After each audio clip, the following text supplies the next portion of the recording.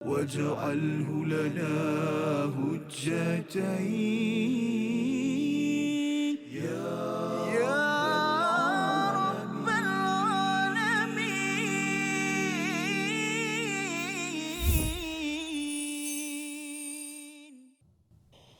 بسم الله الرحمن الرحيم.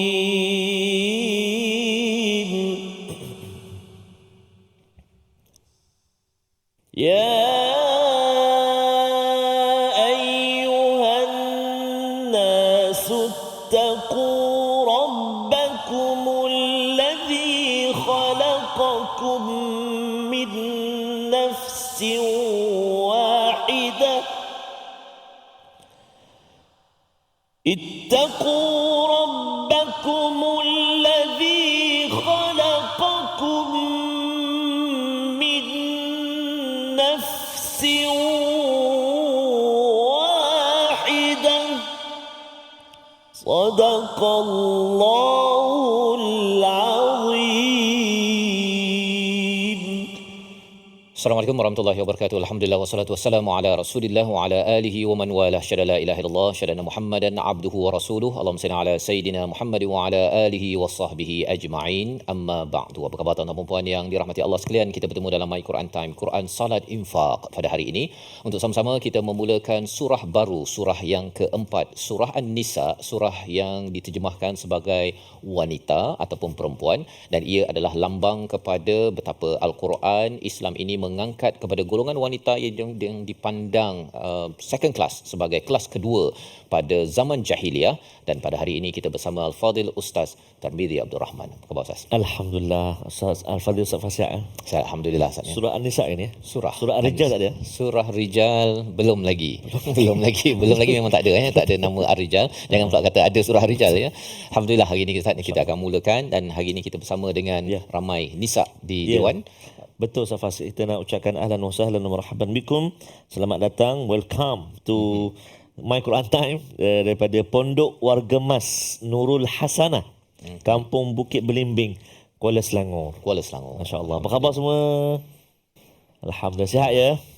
Tak lupa Safas Kepada kumpulan Istiqamah yang bersama terus kita doakan istiqamah, dan juga bagi tuan-tuan yang berada di rumah juga yang istiqamah bersama My Quran Time, sama ada di TV Al-Hijrah, di TV 9, di Astro Oasis ataupun di mana-mana saluran Facebook, YouTube ataupun pelbagai Ustaz ya. Ada yang kata bahawa saya jumpa dekat saluran di Indonesia pun kita kongsikan juga. Dan program My Quran Time ini adalah daripada sumbangan sebenarnya awam daripada My Quran Time yang pertama daripada RM1, RM5, RM10. Itulah bila tuan-tuan menyumbang, sebenarnya ianya dimanfaatkan untuk menghasilkan program-program, dan salah satunya My Quran Time 2.0. Mari sama-sama kita mulakan sesi kita dengan doa. Subhanakala ilmalana illa ma 'allamtana innaka antal alimul hakim. Rabbi zidni ilma. Ya Tuhan, tambahkan keberkatan, kebaikan dengan ilmu yang kita peroleh pada hari ini. Kita saksikan apakah ringkasan bagi dua ayat pada hari ini. Iaitu pada ayat yang pertama, kita akan memulakan surah An-Nisa, memahami perintah bertakwa daripada Allah Subhanahu Wa Taala, penciptaan manusia dan memelihara hubungan arham, silaturahim. Kemudian kita teruskan dengan ayat yang kedua, perintah menguruskan harta anak yatim dan tidak mengambil harta mereka. Mari sama-sama kita mulakan bacaan ayat 1 dan 2 surah An-Nisa halaman 77 bersama Al-Fadil Ustaz Tarmizi Abdul Rahman. Sila Ustaz. Baik, terima kasih Fadil Ustaz Fazrul. Bismillahirrahmanirrahim. Assalamualaikum warahmatullahi wabarakatuh. Alhamdulillah, thumma alhamdulillah, wassalatu wassalamu ala Rasulillah wa ala alihi wa sahbihi man wala wa ba'da. Allahumma salli ala sayyidina Muhammad wa ala ali sayyidina Muhammad. Apa khabar semuanya, ayah dan bonda, tuan-tuan dan puan-puan muslimin dan muslimat yang dikasihi dirahmati Allah Subhanahu wa taala. Dua surah sudah kita telusuri, surah Al-Baqarah dan juga surah Ali Imran. Hari ini menjelang surah An-Nisa, dan dari segi bacaan surah An-Nisa ni ayat dia panjang-panjang Ustaz Fas. Betul. Ayat pertama tadi pun dah panjang dah. Ayat dia panjang-panjang. Lepas tu kalau kita perhatikan kebanyakan ayat-ayatnya di hujung setiap ayat itu, awal-awal ni dia ada mad iwad. Ada mad iwad, dua harakat. Kebanyakannya mad iwad dalam surah An-Nisa juz 4 juz 5. Jadi mudah-mudahan kita dapat lagi belajar surah An-Nisa, dan moga-moga Allah Subhanahu wa taala mempermudahkan bacaan dan juga pengajian kita insya-Allah taala. Kalau halaman yang kita nak belajar sekitar 1-2 episod ni Ustaz Faz, halaman yang ke-77 ni, dalam page ni, halaman ni satu ayat je yang berhenti dengan mad, yang panjang sikit. Itu pun tak panjang juga, 2 harakat juga. Alla ta'ulu. Betul. Ayat yang ketiga. Yang lain 2 harakat mad iwad. Jadi mari kita cuba. Mad iwad memang 2 harakat Ustaz ya. 2 harakat. Tak boleh tambah. Tak boleh. 3 ke. Dia kata nak lagu, tak boleh. Nak lagu kan. Dia nak cakap apa, raqiba, tak boleh ya. Tak boleh. Jadi kita 2 harakat saja. Jadi insya-Allah kita akan belajar hari ini. Jadi kita nak baca terlebih dahulu ayat yang pertama dan juga ayat yang kedua insya-Allah taala, menggunakan bacaan murattal tarannum nahawan insya-Allah. Tarannum apa ibu-ibu? Sebut nahawan dah sedap dah daripada Kuala Selangor. Ibu ayah di rumah juga, mari kita cuba ayat 1 dan 2 insya-Allah. A'udzubillahi minasyaitonirrajim. Bismillahirrahmanirrahim. Ya ayyuhan nasu ittaqu rabbakumul ladzi khalaqakum min nafsin wahidah وخلق منها زوجها وبث منهما رجالا كثيرا ونساء واتقوا الله الذي تساءلون به والأرحام إن الله كان عليكم رقيبا وآتوا اليتامى أموالهم ولا تتبدلوا الخبيث بالطيب ولا تأكلوا أموالهم إلى أموالكم إنه كان حوبا كبيرا إنه كان حوبا كبيرا صدق الله العظيم. Surah Al-Azim, gitulah bacaan daripada ayat yang pertama dan yang kedua daripada surah yang keempat, surah An-Nisa Ustaz ya, surah wanita. Dan surah ini dikategorikan sebagai surah Madaniyah ya, sama seperti surah Al-Baqarah, surah Ali Imran, surah Madaniyah. Surah An-Nisa ini juga surah Madaniyah, diikuti dengan surah Al-Maidah yang kita akan baca nanti Ustaz ya, pada beberapa episod nantilah ya, selepas habis surah yang keempat. Dan kalau kita melihat surah Al-Baqarah itu pasangannya itu adalah surah Ali Imran, maka surah An-Nisa ini pasangannya adalah surah Al-Maidah ya. Jadi ada banyak peraturan sudah tentunya ada dalam surah An-Nisa ini, sebagaimana juga nanti kita akan jumpa dalam surah yang kelima, iaitu surah Al-Maidah. Dan surah ini sebagaimana dinyatakan oleh Imam Bukhari daripada Sayyidatina Aisyah, beliau menyatakan surah An-Nisa tidak turun kecuali saya sudah hidup bersama dengan Rasul sallallahu alaihi wasallam. Jadi surah An-Nisa ini amat dekat dengan kepada ibu ummatul mukminin, iaitu Sayyidatina Aisyah, dan beliau memulakan hidup ya bersama dengan Nabi pada bulan Syawal pada tahun pertama Hijrah.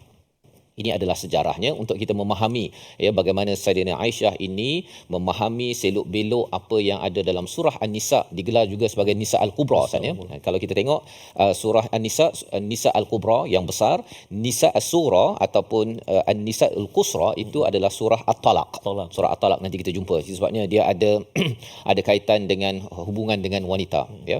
Dan lebih daripada itu, kalau kita sebelum kita pergi kepada ayat pertama ini, kita nak kaitkan dengan surah Ali Imran. Kalau surah Ali Imran itu yang pertama, surah Ali Imran ditutup dengan apa? Dengan seruan untuk bertakwa. Ya, kalau kita tengok ayat terakhirnya, wattaqullah la'allakum tuflihun, bertakwalah kepada Allah agar kamu berjaya.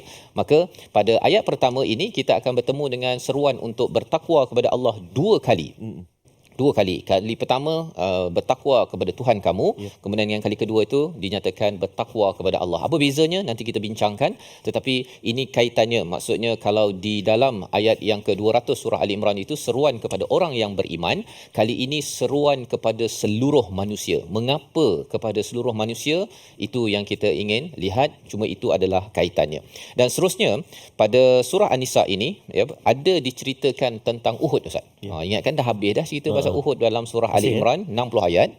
Rupanya ada pada ayat 88 surah An-Nisa kita akan jumpa analisis komentar pasal Uhud. Nak ceritanya bahawa surah Ali Imran dan surah An-Nisa ini mempunyai keterkaitan. Lebih daripada itu, pada ayat 104 surah An-Nisa ada cerita perang selepas Uhud Ustaz. Hamra'ul Asad itu bila Nabi dah balik itu, kemudian nak patah balik kan, nak kejar kepada musuh, dan musuh pun nak patah balik. Tapi Allah campakkan ar-ru'ba, ketakutan. Maka perang itu dikomentar dalam surah An-Nisa ini pada ayat 104, dan kita sudah pun mengikuti tentang analisis selepas perang itu, perang Hamra'ul Asad. Biasanya kita tak famous sangat perang ini pasal tak jadi. Tak jadi pada surah Ali Imran pada ayat 172 dan sehingga ayat 175. Jadi ini kaitan di antara surah Ali Imran dan surah An-Nisa. Ayat pertama belum masuk lagi Ustaz. Kita berehat dahulu. Kita kembali dalam My Quran Time, Quran Salat Infaq insya-Allah. Waj'alhu lana hujjatain ya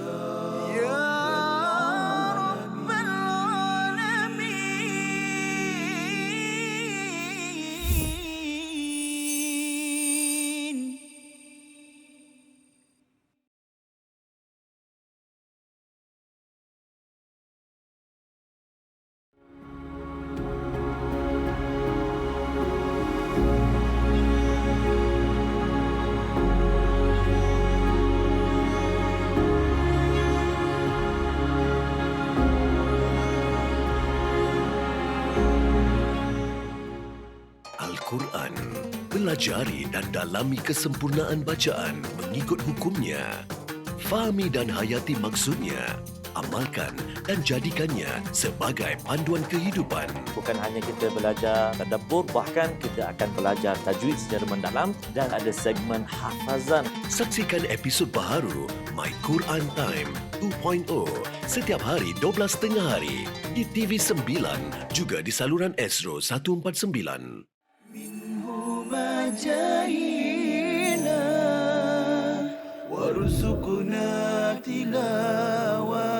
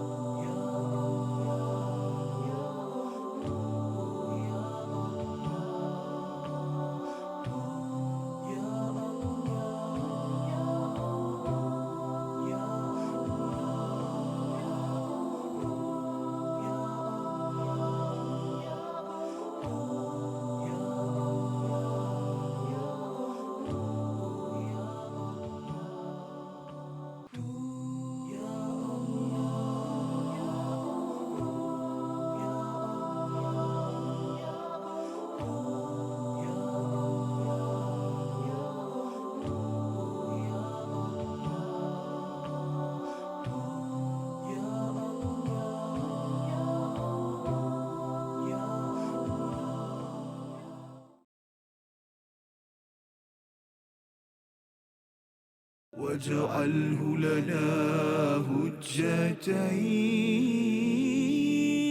يا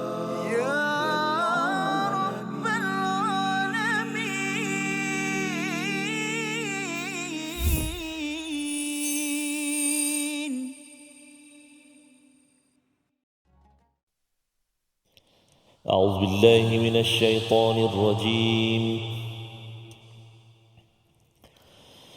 يا أيها الناس اتقوا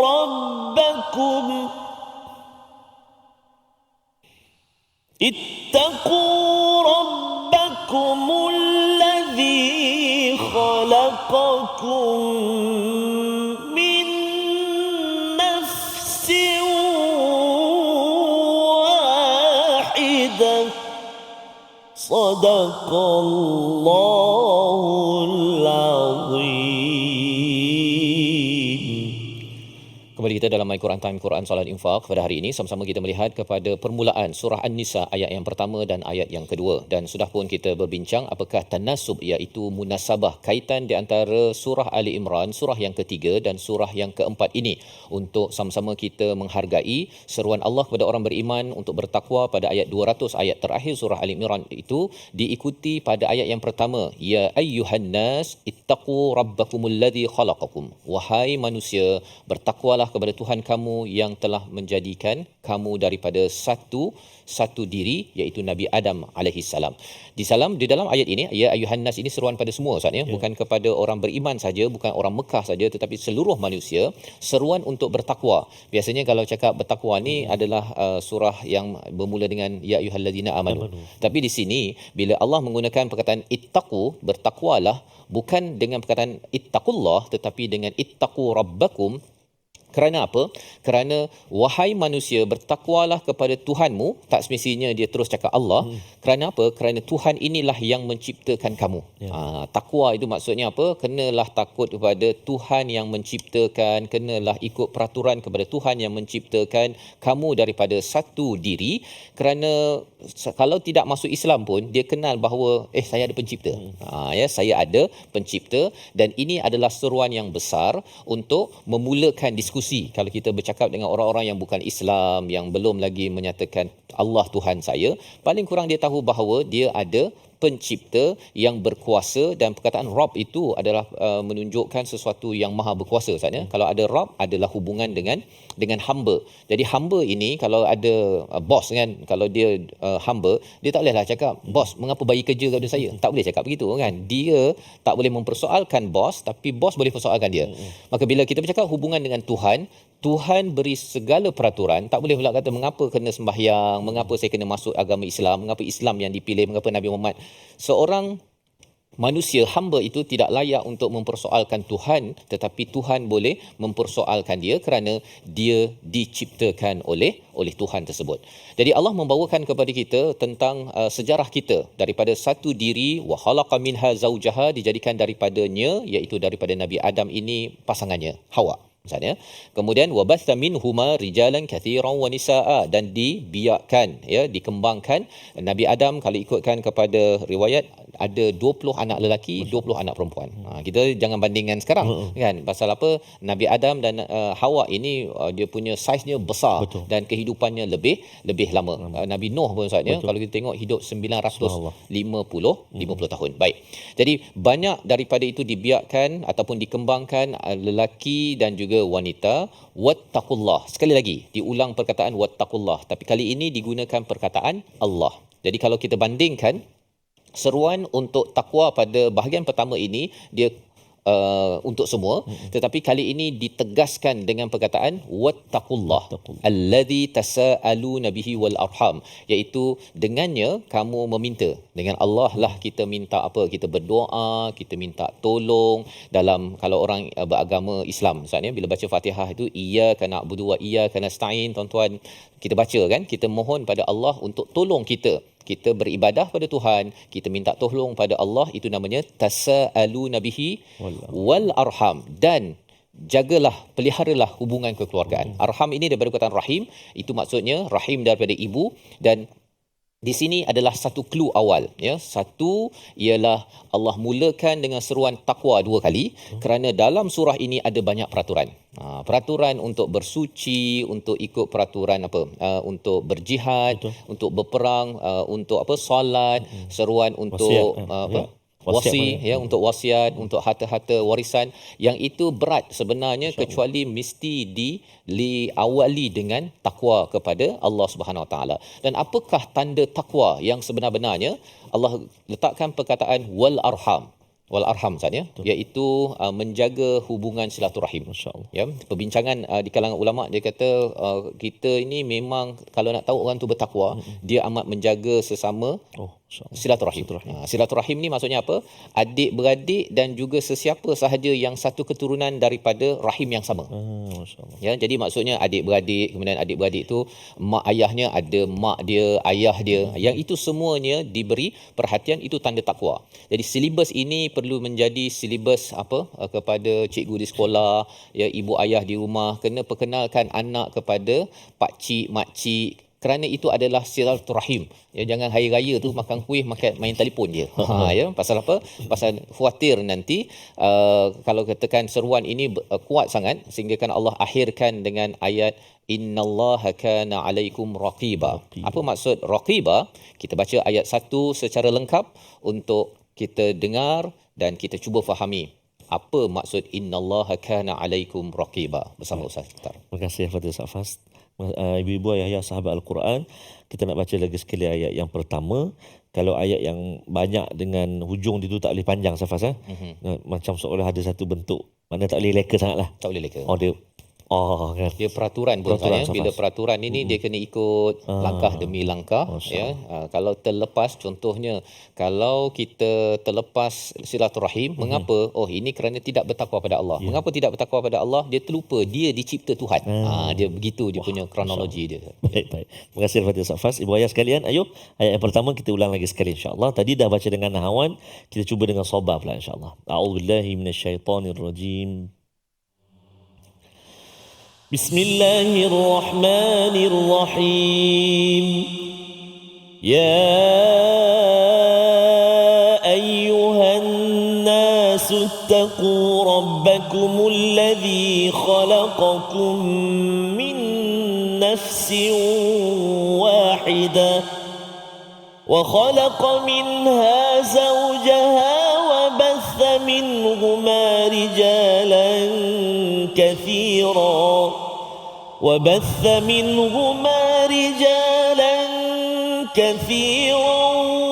ونساء واتقوا الله الذي تساءلون به والأرحام إن الله كان عليكم رقيبا صدق الله العظيم. Surah Al-Azim, ayat yang pertama Ustaz ya. Di dalam ayat ini sebenarnya bila diingatkan kita ini daripada satu diri iaitu Nabi Adam, ya, kemudian diciptakan pasangannya Hawa dan kemudian turunlah keturunan sampai kita. Ia menguruskan, ya, menjelaskan kepada anti racism. Kita ni jangan lah kata engkau ni Cina, engkau ni Melayu kan. Jangan cakap begitu pasal kita daripada satu rumpun yang sama satu. Ataupun yang kedua, ada yang kata negara saya lebih baik daripada Bangladesh. Siap panggil lagi dengan nada Bangla begitu kan. Perkara tersebut tidak dibenarkan. Mengapa? Kerana kita daripada satu Nabi Adam dan Hawa yang sama. Ya. Jadi bila Allah mengingatkan perkara ini dengan takwa pada awal dan di hujung itu, nak menunjukkan orang yang tidak bertakwa memang racism. Ya, suka memainkan isu perkauman. Kita mesti memperjuangkan Melayu. Siapa lagi nak memang boleh, tetapi jangan sampai kita memandang dan tidak adil kepada kaum-kaum yang lain. Dan apatah lagi kalau kita bercakap nak naikkan semangat, kita perlu pandang orang lain hina, ya, tetapi yang dibenarkan oleh Al-Quran, teruskan perjuangan untuk negara, tapi jangan kita memandang hina kepada orang-orang daripada negara lain. Jadi ini yang kita belajar daripada bahagian pertama, dan di hujung itu ada perkataan innallaha kana alaikum raqiba. Raqiba ni belakang leher ni Ustaz. Jadi maksudnya sesungguhnya Allah ini amat mengawasi sampai tahap belakang leher ini. Sebenarnya maksudnya apa? Maksudnya takwa dan arham, silaturahim ini perlu diberi perhatian. Ya, masa kecil-kecil Ustaz kan. Kita kan dengan mak, waktu nak makan dengan mak, nak tidur pun dengan mak waktu kecil. Tapi bila dah sampai umur 15 16 tahun, mak ajak makan tak nak, nak makan dengan kawan. Nak bercuti, nak keluar, nak dengan kawan. Mak dah kurang. Bila dah umur 20 25 tahun itu apa jadi? Dah mula bekerja, dah mula berkahwin, banyak masa dah guna bersama dengan pasangan, dengan suami, dengan isteri. Nak melawat mak pun dah tak berapa ada sangat. Apatah lagi bila dah anak dah ada ramai, nak pergi melawat anak itu ini, masa untuk mak itu sebenarnya adalah satu perkara yang diberi perhatian di sini. Innallaha kana alaikum raqiba. Jangan rasa terbebas, ya. Allah memerhati sebenarnya bagaimana kamu menjaga hubungan arham sebagai tanda takwa kepada Allah, dan ini adalah perkataan raqiba yang mempunyai kesan besar Ustaz ya. Bagaimana pentingnya banyak masa kita sibuk macam mana pun, jangan lupa untuk menjaga arham, silaturahim, dan salah satu sumber pentingnya hubungan dengan ibu ayah masing-masing. Ini adalah mesej besar. Ayat pertama membawa kepada perkataan pilihan pada hari ini. Kita saksikan, iaitu perkataannya wabatha minhuma rijalan kathiran wa nisaa. Batha maksudnya mengembangkan, menyebarkan. 9 kali disebut di dalam Al-Quran, muncul dalam surah Al-Baqarah, surah Luqman dan juga surah Asy-Syura, untuk menjelaskan bahawa pelbagai kaum yang hadir, pelbagai negara yang hadir, tapi kita daripada satu sumber yang satu, maka jangan kita memilih-milih kaum, menghina kepada negara lain, tetapi inilah tempat bersatu dan tempat untuk kita berjaga-jaga. Innallaha kana alaikum raqiba. Setiap kali kita memainkan isu perkauman, Allah memerhati kepada kita semua. Kita berehat sebentar, My Quran Time, Quran Salat Infaq, insya-Allah. واجعله لنا هجتين يا رب العالمين.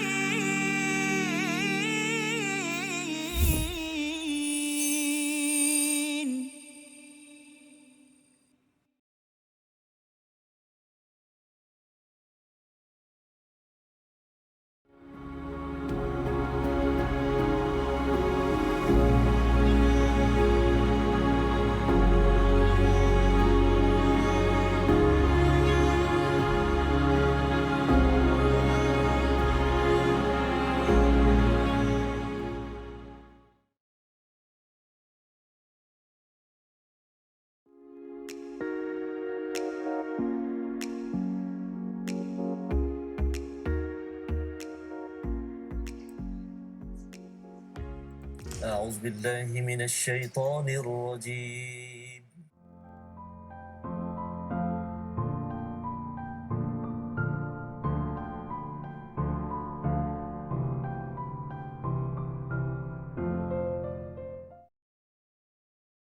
منهما جئنا وارزقنا تلاوته. Yang biasa tadi kita ada sebut sikit, yang setengah-setengah orang berpendapat kata malam tu berlaku pada satu masa sahaja. Ini tak tepat lah, sebab tak tepat berdasarkan hadis dan juga tak tepat berdasarkan ayat Al-Quran sendiri. Yang kedua, antara yang biasa orang kata petandanya itu adalah pokok sujud, pokok sujud, macam-macam lah. Kubah masjid jatuh, terbalik kan, terbalik ke atas tanah. Itu semua petanda-petanda yang tidak ada di dalam nas. Mungkin pengalaman lah, saya kata itulah kata pengalaman setengah-setengah orang tu, dia cerita pengalaman dia, tapi kita tak tahu sebenarnya pengalaman dia tu berdasarkan pokok betul-betul tumbang ke apa kan, ribut ke apa kan. Ada orang dia kata saya letak pokok, sangkut kain tuala di dahan, esok pagi tengok dia atas kan. Mungkin malam tu ribut, kita tak tahu kan. Dia ingat dahan yang sama yang dia dah sangkut tu, tengok ada kat atas. Itu pun antara kepercayaan yang masyarakat ingat itu adalah tanda Al-Qadar, tapi sebenarnya tidak. Dia bukan tanda Al-Qadar, mungkin itu pengalaman masing-masing yang berbeza daripada satu kan dan orang yang lain. واجعله لنا هجتين يا رب العالمين.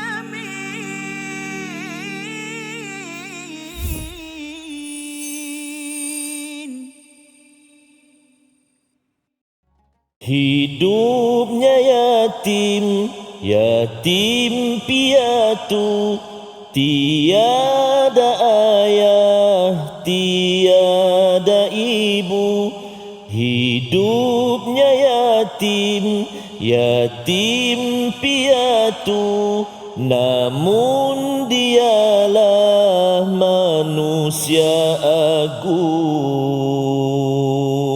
Terpadam api biara majusi, runtuhlah istana Kisra Parsi, Mekah diterangi cahaya putih, tanda lahir Nabi anak yatim, anak yatim, anak yang mulia, dilindungi Allah setiap masa. اللهم صل على سيدنا محمد وعلى آل سيدنا ونبينا وحبيبنا شفيعنا ومولانا محمد ابن عبد الله صلى الله عليه وعلى آله وسلم. Safas Ya. tiba-tiba dia kata anak yatim ni. Ayat yang kedua Ustaz. Ayat yang kedua nanti Surah An-Nisa ini adalah surah yang memperjuangkan wanita dan anak yatim. Ya, dua kumpulan ini kerana apa? Anak yatim dia akan terputus hubungan terutama dengan ayah. Masa ayah meninggal. Kan ayah meninggal. Dan wanita dia bila dia berkahwin saja, dia ni bukanlah terputus tapi dia masuk ke dalam rumah baru. Pada waktu itu kalaulah tidak diambil peraturan itu, sebabnya kalau ada orang tanya siapakah pejuang yang nak memperjuangkan wanita, ya, anak kita, ibu, isteri, satu lelaki, dua wanita, yang ketiga Quran. Jawapannya subhanallah, Quran ni memperjuangkannya lebih daripada feminis, kumpulan pejuang wanita yang banyak, yang liberation lah, women's lib apa sebagainya itu. Kalau apa yang mereka minta itu, apa yang Quran bagikan ini lebih lagi daripada itu, syaratnya kena fahamlah kan, pasti ini datang daripada pencipta kita. Itu yang awal-awal lagi diberitahu pada hari ini. Namun sebelum lebih jauh, kita baca dululah Ustaz. Ya. Terima kasih kepada Ustaz Fas, tuan-tuan dan puan-puan, ibu-ibu, ayah, subhanallah. Kaum ibu-ibu atau para wanita salihah yang bersama dengan My Quran Time ini ambil peluang betul-betul untuk kita belajar. Tapi bukan hanya wanita, Safas, kaum ayah juga perlu kerana Al-Quran itu untuk semua, dan untuk kita pelajari dah dalam kehidupan seharian kita. Jadi kita nak melihat seketika, ibu-ibu, ayah, ruangan tajwid kita pada hari ini, iaitulah kita nak melihat fokus kita ayat yang pertama, menjelaskan hukum tajwid pada bacaan kalimah-kalimah berikut yang kita fokuskan. A'udzubillahi minasyaitonirrajim. Allazi khalaqakum min nafsin wahidatin wa khalaqa minha. Sekali lagi. Allazi khalaqakum min nafsin wahidatin wa khalaqa minha. Subhanallah azim. Itu fokus untuk ruangan tajwid, iaitulah hukum-hukum yang berlaku dalam kalimah-kalimah berikut. Yang pertama, mari kita perhatikan. Khalaqakum min, mim mati bertemu dengan mim. Apa dia nama dia? Nun mati dengan tanwin satu.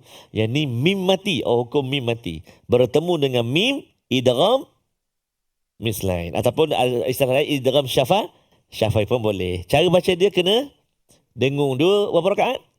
2 rakaat. Panjangnya Ustaz. 2 harakat. Silap. 2 harakat, jangan 2 rakaat. Khalaqakum. Cuba. Khalaqakum.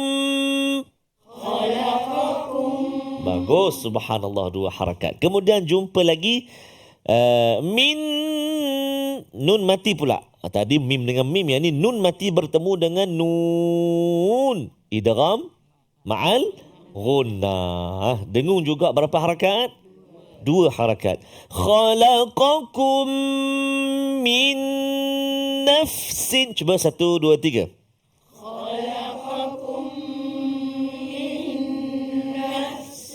Wah, subhanallah, bagus, Masya Allah.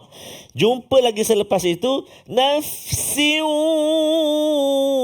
wahidah. Cuba. Nafsi wahidah. Tanwin pula. Tadi nun mati bertemu dengan nun. Yang ni tanwin, baris 2 bawah, kasratain, bertemu dengan waw. Apa dia? Idgham. Juga idgham ma'al ghunnah. Dengung 2 harakat. Nafsi wa. Cuba. Bagus. Kalau idgham ma'al gunnah ni kadang-kadang ada yang segan nak baca. Anak-anak murid saya kalau belajar dulu, nafsi, dia tak nak buncung. Dia jumpa waw tu. Min nafsi. Dia tak bunyilah waw, tak pergi waw. Kan? Nafsi, ada yang lagi. Nafsi, la ilaha illallah. Awak nak mengaji ke? Nak apa? Segan. Nak jaga kecantikan. Jaga kecantikan. Okay. Patutnya makin cantik tau kalau cantik. betul baca. Okey, sekali lagi. Nafsi wahidah. Cuba. Nafsi wahidah. Masya Allah. Kalau waqaf wahidah. Kalau sambung wahidatin wa khalaqa minha. Cuba.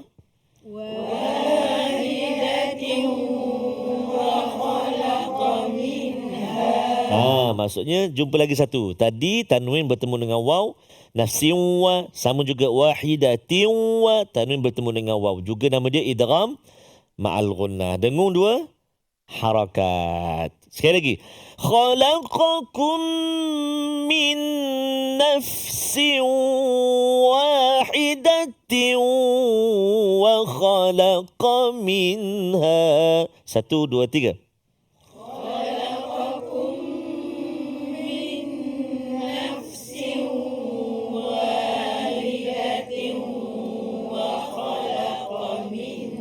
Subhanallah, macam ratu kan. Kadang-kadang bila yang dekat-dekat ni, hak dua depan dengung, hak belakang tak. Khalaqakum min nafsin wahidatin wa jadi jiran-jiran dekat-dekat tu. Jadi kena dua steady. Dua. Dengung dia tu. Kan? Alhamdulillah. Baik, bagus. Subhanallah, masya-Allah, tabarakallah. Itu dari segi hukum tajwid. Kita nak lihat pula yang kedua, iaitulah menyempurnakan makhraj qaf. Qaf pada kalimah berikut, antaranya ittaqu rabbakum, kan? Ya ayyuhan nasu ittaqu rabbakum. Cuba 1, 2, 3. Ya ayyuhan nasu ittaqu rabbakum. Aywah. Cuba ku. Qaf duduk kat mana? Ni lidah kita, daun lidah kita, ni hujung lidah.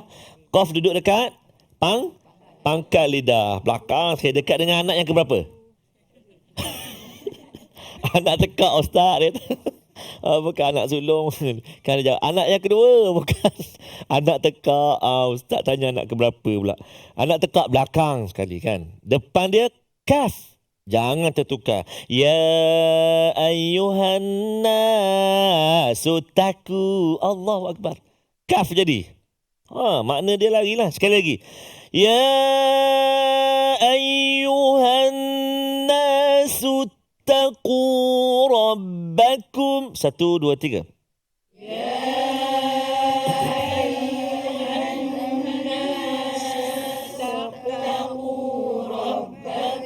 Rabbakum itu baru kaf. Kan? Ittaqu. Cuba. Ittaqu. Rabbakum. Jangan dua-dua kaf lah. Ittaqu rabbakum.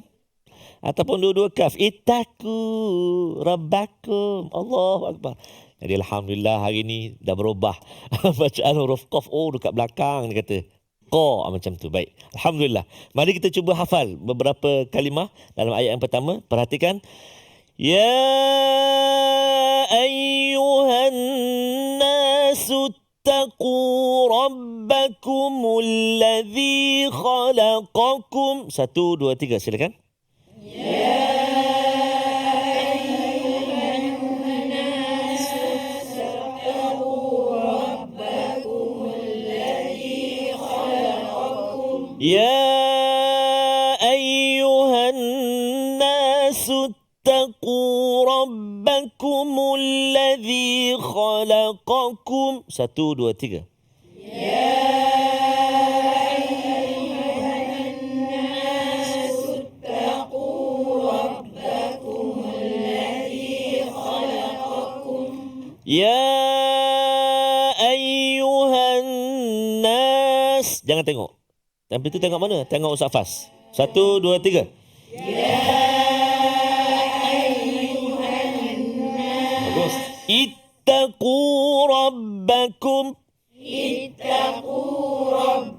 Sambung. Ya ayyuhan nasu taqu rabbakum. 1, 2, 3.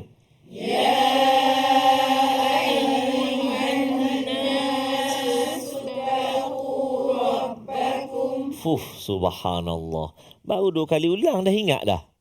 Alhamdulillah lah Ustaz, dia kata. Bunyi kum di ujung tadi. Kum. Daripada awal tak bunyi. Tak apa, kita banyak kali ulang dulu. Ulang dan ulang dan ulang. InsyaAllah moga-moga ya Allah permudahkan kami semua untuk hafal kalimah-kalimahmu dalam kehidupan kami. InsyaAllah ta'ala. Amin ya Rabbal Alamin. Jangan ke mana-mana, kita nak berehat dahulu seketika, teruskan ulangan. Kita bertemu selepas ini dalam My Quran Time, Quran Salat, Infaq. InsyaAllah. واجعله لنا هجتين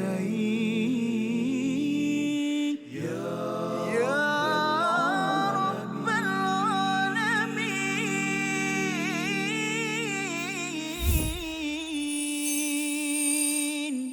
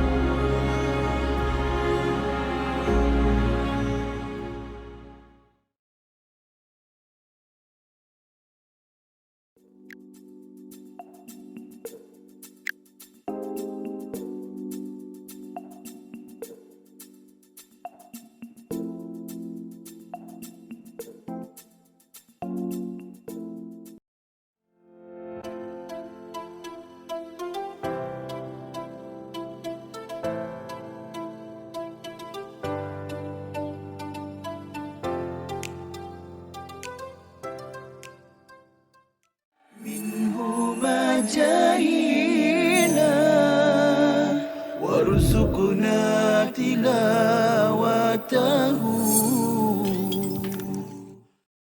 Ataupun sudut yang sedikit berbeza. Saya nak cerita tentang bagaimana Saidina Abu Hurairah ni dikritik oleh orientalis.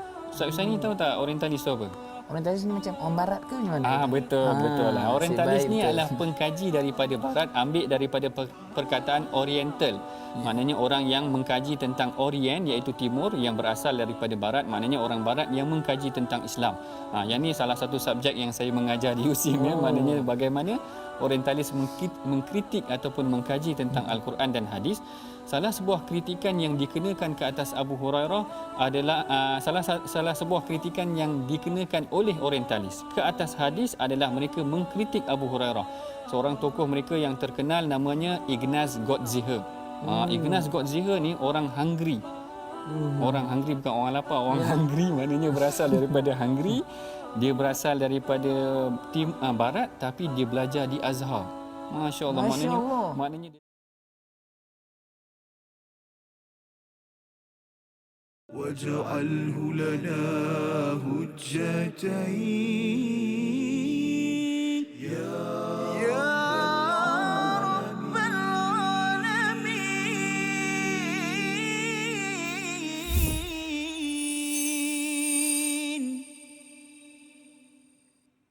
Kembali kita dalam My Quran Time, Quran Salat Infaq pada hari ini. Sama-sama kita melihat kepada ayat yang pertama dan ayat yang kedua. Ayat yang pertama ini menjelaskan kepada kita bahawa manusia dicipta lelaki perempuan. Maksudnya ada perbincangan tentang bagaimana pula dengan khunsa, ya, mereka yang mempunyai dua kelamin, ya, dia juga boleh memilih di antara menjadi kepada lelaki atau wanita. Ya, tidak ada yang tengah-tengah ataupun ada yang kata bahawa kalau begitu saya tak nak jadi lelaki, tak nak jadi perempuan, saya nak jadi golongan, ada nama, ya. Kalau dekat internet tu ada berpuluh-puluh jenis gender yang cuba diwujudkan kerana apa?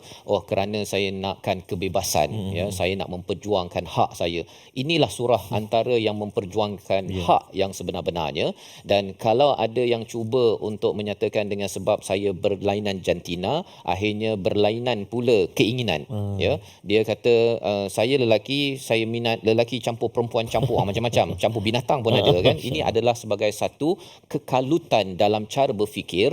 Dan itu sebabnya di dalam ayat yang pertama ini takwa dua kali, Ustaz, ya. Satu ialah takwa kepada Tuhan yang menciptakan. Semua orang diciptakan oleh Tuhan. Jadi kalau Tuhan dah kata bahawa lelaki perempuan, mengapa pula pandai-pandai? Tuhan, saya tak setuju. Kan? Saya nak begini. Itu satu. Dan yang keduanya ialah apabila kita diciptakan, kita juga bertakwa kepada Allah kerana kita akan menjaga segala peraturan yang Allah tetapkan. Dan salah satu daripadanya ialah hubungan dengan Allah dan juga hubungan sesama manusia difokuskan kepada arham, iaitu kepada silaturahim. Dan orang cakap, jomlah kita rapatkan silaturahim. Dia naik basikal dengan jiran. Jiran tu memanglah daripada Adam dan Hawa, tetapi silaturahim yang dimaksudkan dalam hadis, dalam Al-Quran ini ialah daripada satu rahim yang sama. Jadi merapatkan silaturahim itu ialah pada adik-beradik, kepada mak saudara, bapa saudara, yang itu dahulu yang perlu diberi perhatian sebelum kita pergi kepada kawan, kepada orang-orang yang lebih jauh. Jadi ini adalah ayat yang pertama dan dibawakan kepada kita ayat yang kedua. Kalau katakan perjuangan surah An-Nisa ini adil kepada golongan wanita, kepada golongan yang lemah dan juga kepada anak yatim. Tiga kumpulan ini diperjuangkan konsisten sepanjang surah ini. Ayat kedua, sama-sama kita baca bersama Al-Fatihah Ustaz Tarmizi. Terima kasih kepada Ustaz Faz. Tuan-tuan dan puan-puan, ibu-ibu ayah sahabat Al-Quran yang dikasihi dirahmati Allah Subhanahu wa taala, kita meneruskan ayat yang kedua untuk bacaan kita. Hati-hati pada kalimah wala tatabaddal, ada dua ta, wala jangan nanti terlebih wala dua kali saja wala tatab kan takut kadang-kadang safas dia ya Allah. Lepas tu datang waktu khabitha bit tayyib, hati-hati pada kalimah huruf ta bit tayyib. Jangan macam apa filem kan tayyib kan tayyib salah tu huruf tu ta kena jelaskan. Mari kita cuba ayat yang kedua dengan bacaan murattal sikah insya-Allah. A'udzubillahi minasyaitonir rajim. Wa atul yatama amwalahum wa la tatabaddalul khabitha bit tayyib ولا تأكلوا أموالهم إلى أموالكم إنه كان حوبا كبيرا إنه كان حوبا كبيرا صدق الله العظيم. Surah Al-Azim, kita adalah bacaan ayat yang kedua, wa atul yatama amwalahum. Apabila kita melihat kepada ayat 1 Ustaz di hujung itu, innallaha kana alaikum raqiba, Allah ini amat memerhati secara dekat, memantau kepada hubungan arham. Bercakap tentang arham ini, bila ada seorang ibu dan seorang ayah, maka daripadanya itu insya-Allah ada anak Bila ayah itu meninggal, itu namanya anak yatim. Anak yatim ini dia ada masalah sikit untuk dia meneruskan silaturahimnya itu tadi kerana apa? Kerana dia kehilangan satu figura namanya seorang ayah. Maka inilah yang diperjuangkan juga, selain daripada diperjuangkan golongan wanita yang selepas berkahwin itu, kalau di zaman jahiliah itu kira habislah kan, tak ada lagi dia ikut cakap suami kata jangan balik kan, ataupun kalau dalam setengah agama sampai sekarang ni, anak perempuan kahwin dengan lelaki tersebut, kira habislah anak perempuan tersebut. Memang dia akan hilang, ayah akan hilang anak perempuan tersebut kerana apa? Si suami yang kawal dia 100%, dalam setengah agama masih lagi ada, dan kadang-kadang dia termasuk dalam amalan orang Islam, bukan daripada Quran, amalan orang Islam. Maksudnya apa? Ikut cakap suami. Jadi bila katakan si isteri itu dia kena ikut cakap suami pun menyalahgunakan kuasanya itu untuk tidak mengizinkan si isteri berinteraksi balik kampung dengan ibu, ayah ataupun adik-beradik yang lain. Jadi yang ini kita kena ambil di tengah-tengah kan jangan pula yang ada satu lagi dia cakap saya pejuang wanita, saya boleh buat apa sahaja, tak payah ikut cakap suami pun tak apa. Yang itu dibawakan dalam Quran di tengah-tengah, ya, iaitu perjuangan bagi wanita ini sebenarnya sudah pun dibawakan di dalam Al-Quran.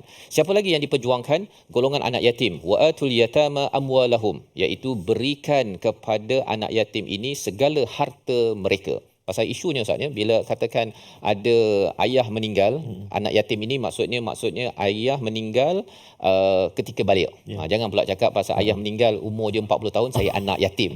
Itu tak ada, ya. Ketika anak itu belum balik, itulah digelar anak yatim. Dan anak yatim dia tak dapat zakat Ustaz, dia hanya dapat sedekah sahaja. Kerana apa? Kerana dia sudah ada pun harta-harta dan ada orang yang kena menjaga nafkah bagi si anak yatim. Maka wa'atul yatama amwalahum ini banyak maksud. Satu ialah kalau dia ada harta waris, ya, maksudnya daripada ayah yang meninggal, dia kena diberikan. Macam mana bila umurnya itu nanti kita akan bincang. Tapi lebih daripada itu ialah anak yatim, ya, bila dia kena makan. Contohnya, kalau katakan seorang ibu ada anak yatim pasal ayah dah meninggal, pada waktu itu siapakah yang perlu memberi nafkah? Ya, sebenarnya ialah keluarga si lelaki, sebagai suami. Betul. Maksudnya si ayah meninggal, ada adik-beradik yang lain itu perlu memberi nafkah kepada keluarga. Si mak tak payah pula suami saya dah meninggal, saya kena cari kerja, cari nafkah untuk anak yatim ini, tidak. Ya, sebenarnya keluarga si suami itu yang perlu mencari memberi duit. Banyak sikit itu bergantung kemampuan. Ini banyak yang berlaku Ustaz Fazal. Ini ramai orang tak faham. Yang tak faham tak? Tak faham. Dia rasa macam suami dah meninggal, kau punya keluarga, dulu kau yang bercinta, dah meninggal, kau jalan sendiri, kan. Yang itu sebenarnya kerana tidak memahami istilah wa'atul yatama amwalahum, ya, berikan bagi anak yatim ini harta ataupun hak mereka. Wala tatabaddalul khabitha bit tayyib, jangan gantikan. Si anak yatim tu katakan ayahnya tinggalkan kereta besar, kan. Kita ni yang tolong jaga, pak cik tolong jagakan ke, ataupun pengusaha rumah anak yatim tolong jagakan, dia ambil kereta besar tu dia guna, kau naik je kereta kecil. Contohnya, kan. Ataupun makan yang sedap saya jaga, saya ambil makanan yang baki-baki kenduri tu bagi pada anak yatim. Perkara tersebut Allah cakap jangan digantikan al-khabith bit tayyib wala ta'kulu amwalahum ila amwalikum. Jangan dimakan harta mereka kepada harta kamu. Duit ada banyak daripada akaun ayah dia dulu, dia transfer masuk kepada akaun pak cik ataupun pengusaha rumah anak yatim. Kemudian dia ialah kadang-kadang duit dah habis, tengok ada lagi duit dalam bank, rupanya itu adalah harta anak yatim. Maka Allah kata innahu kana huban kabira, ini adalah satu dosa yang amat besar. Huban ini maksudnya ialah haubah ni sesuatu yang ditegah, mamnu', dilarang dan layak untuk dimarah sekeras-kerasnya, ya. Ini sebagai dosa yang amat besar. Kerana apa? Kerana dahlah tak ada ayah, ya, mak dia pun dah terkontang-kanting, banyak urusan yang perlu diusahakan, dan kemudian ada pula orang yang pergi ambil, kan, pergi ke rumah anak yatim, ayah baru meninggal, tengok laptop dia ambil, kan. Apa lagi, dia pergi ambil je lah apa yang dia nak. Ini pak cik bukan orang luar. Itu adalah satu huban kabira yang jangan dilaksanakan. Membawa kepada resolusi kita pada hari ini, kita saksikan, iaitu yang pertama ialah menjaga hubungan silaturahim sesama keluarga dan masyarakat. Yang kedua, tunaikan hak dan uruskan harta anak yatim dengan baik. Dan yang ketiga, jangan makan harta anak yatim atau mengambil yang bukan hak kita. Yang kita doakan agar Allah membina takwa kita, bagaimana menjaga silaturahim, menjaga hak wanita dan anak yatim dalam masyarakat kita, bersama Ustaz Tar. Terima kasih Al-Fatihah Ustaz Faz. Bismillahirrahmanirrahim. Alhamdulillahi Rabbil Alamin. Wassalatu wassalamu ala ashrafil anbiya wal mursalin wa ala alihi wa sahbihi ajma'in. Allahumma ya Allah wa ya Rahman wa ya Rahim, ampunilah dosa kami ya Allah. Ampunilah dosa-dosa ibu ayah kami, ibu ayah mertua kami, muslimin dan muslimat, mukminin dan mukminat bi rahmatika ya arhamar rahimin. Ya Allah ya Tuhan kami, bersihkan hati kami ya Allah, agar mudah kami fahami apa yang kami pelajari saat ini ya Allah. Mudah-mudahan dikuatkan hati kami untuk mengamalkannya dalam kehidupan kami ya arhamar rahimin. Wa sallallahu ala sayyidina Muhammadin wa ala alihi wa sahbihi wa baraka wa sallam. Walhamdulillahi rabbil alamin. Taqabbalallah. Minna wa minkum taqabbal ya karim. Moga-moga Allah mengabulkan doa kita dan menerima amal kita pada hari ini, dan tuan-tuan dijemput untuk bersama dalam tabung gerakan Al-Quran sebagai satu platform menyumbang dan memberikan idea bagaimana nilai dalam surah An-Nisa ini kita kembangkan dan pastikan ia diamalkan. Jangan sampai masyarakat menodai Ustaz ataupun tidak mengamalkan hak-hak kepada anak yatim dan merasakan bahawa ianya adalah satu perkara biasa. Kita bertemu lagi dalam siri akan datang, ayat baru berkaitan dengan surah An-Nisa dalam My Quran Time, Quran Salat Infak, insya-Allah.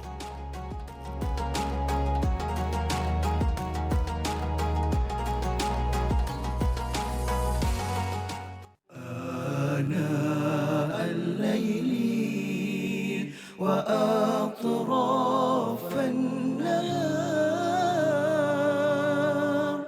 واجعله لنا هجتين